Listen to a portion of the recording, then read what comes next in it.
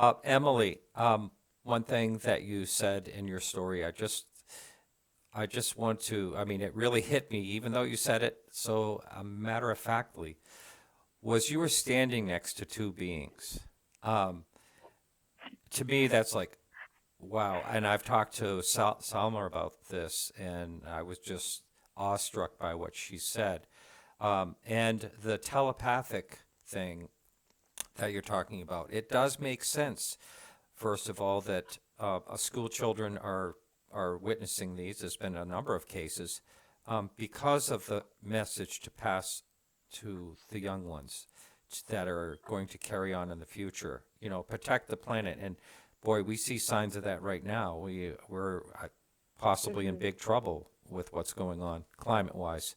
Can you describe? Do you remember? I know you were only in third grade, but can you remember what the beings look like? Can you describe those, please? Yeah, well, I mean, it is.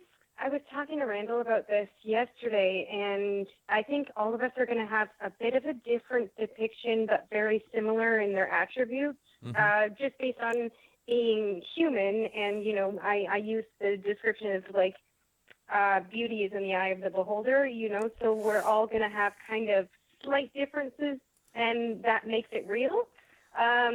They were kind of reflective in their appearance, so there was a bit of a luminosity to them. Large black eyes, like elongated heads, like enlarged heads. Very longer, thinner necks, not too long, but longer, thinner necks. Um, their limbs were more flimsy almost, and they were hovering. They weren't actually touching the ground. Mm. And I described them with a little bit, a slight of a pot belly. I Mm-hmm. don't know if that means anything, but that's what they look like. And it was slightly like if you were to use an animal as a description, the skin was like a reptile skin, but luminous with like an iridescence to it. Wow. I remember when I spoke to Salma and she said that she thought they almost looked like porcelain in a way. Did you have any of that thought? I mean, now that you look back at it? Well, like they were reflective to me. So there was like, it would be, for me, I would describe it as more light um, because this event happened in the day. When I describe it as more of like a luminosity and an iridescence, it would be like taking a fabric and creating a different sheen on the fabric. So their Mm-hmm. skin to me reflected the light. I see. And when when you got the telepathic message, can you describe what that was like? I mean, it's just really hard to picture how, how something happens telepathically.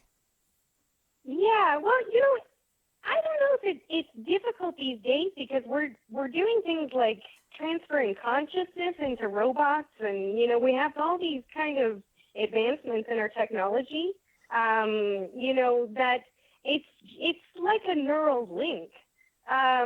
So you how I describe it is the you're immediately immersed in the connection with the eyes, Mm. and it's almost as though the eyes create this neural link with you. And then it was just like seeing a slideshow of images run across your mind, like you would in a dream, but happening in real time. Wow. Did you talk to other, children around you afterwards? I know you said you spoke to your friend, but would you say that they were getting the same messages or just similar messages? I think we all had a similar comprehension. Randall might have a bit more of an understanding on that. I didn't have very much time to spend with the students after the event happened. My family and I moved very soon after the event. So a lot of the other kids got more of an opportunity to discuss it, whereas because we were missionaries, we had moved back to Canada. And so I didn't really have that time spent with the other children to really go over and discuss that. And to be honest, the teachers kind of wanted things to go back to normal. So Oh, I it was bet. back to work as usual, because our main focus was gaining education, right? So they tried to normalize the situation for us as much as possible. And But Yeah. yeah, Randall would have a bit more insight into hearing Yeah. all the other testimonies. Yeah, I could say, like, it seemed like the children that were there that were closest to this creature, that had direct eye contact with it, seemed to have had some type of telepathic communication. I can't say that it was everybody, but there were several, and it is very different. I think the message was the same, but again, like people do, everybody was in a different place, and their, what their background was, their education or their religious beliefs. I mean, I think affected what occurred in their interpretation of it. Yeah, I think when the kids, once everything slowed down, 100 kids ran into the school screaming, because after it all left, they were pretty terrified, for the most part, and went into the school screaming, and the teachers didn't know what to do, really, and had them draw, which was one of the wisest things they did, because of the parents were so, their children came home that day saying they saw a craft and alien creatures. hmm So they the school had to act, because of the parents. I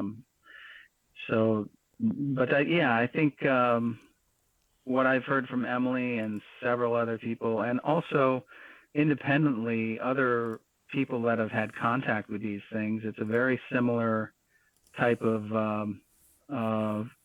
series of events that take place, and this seems to be one of them. Not always, but from several other people from other cases that I've talked to, it's not uncommon. how did Yeah. this story leak out? How did the press get a hold of this to begin with? Do you know? Yeah, the BBC reporter from England, he was stationed in Zimbabwe at the time, and he basically, it was him and along with Cynthia Hind, who was a MUFON investigator, and two other reporters in Africa who really broke the story. And then John Mack came along a little later, and then the story was brought over to the United States, because up until that point, it was just a story in Europe and Africa. Is Yeah. that right? Wow. Mm-hmm. And how long after this happened did John Mack jump on a plane and get out there? He was out there a couple months after it had occurred. Yeah. A couple of months. And Do you think in a way that was too long, or do you think that the children had a really good, was it still fresh, do you think? Oh, it's fresh. I think with events like this that I've seen, it doesn't really fade. Uh-huh. I think it allowed the kids, for them to settle a little bit into themselves and what they had experienced when he came, because again, he brought a totally different element of being a child psychiatrist and psychoanalyst. So he brought a lot of skills into those interviews that Right. came.